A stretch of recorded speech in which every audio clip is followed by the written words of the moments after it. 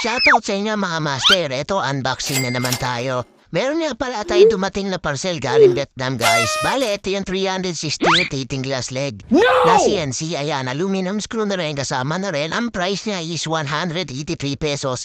Dalawa siya. Bali, yan yung pinaka-address. Ang basahin nyo na lang dahil napakahirap po talagang basahin. Ayun yung parcel ko, dumating na. Pakita natin si Arnold. Yan, yan, lakto. Yan, thank you. Yan, dumating na yung parcel natin. Ito. Yan nga pala si Boss Arnold, guys, ang masipag na nagdadala ng ating mga parcel tuwing every time na meron tayong order.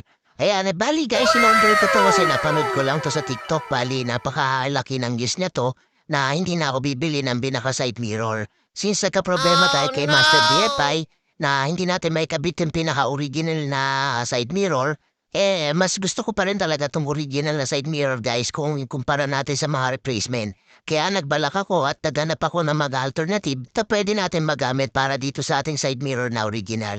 So ito guys, ito na yung pinaka-CNC. Napakaganda napaka-lupit ng pinaka-ano na to. Bali, abangan nyo nga pala guys na kung paano natin ikabit to, and then pasilip ko na rin sa inyo kung ano ba naman ang mga laman nito. Actually, ito lang naman ang laman nito, pero may mga screw lang siya na dapat ingatan. Katulad nito, nalalaglag. Hindi pa siya naka-lock. Pero working yan guys para sa akin. Kaya yun, abangan nyo na lang guys kung ano yung magiging result nito. And then ito nga pala yung pinaka-side mirror na original. Bale, ito puputulin lang natin yan dyan. Pag naputol natin yan dyan guys, ikakabit lang natin yan doon.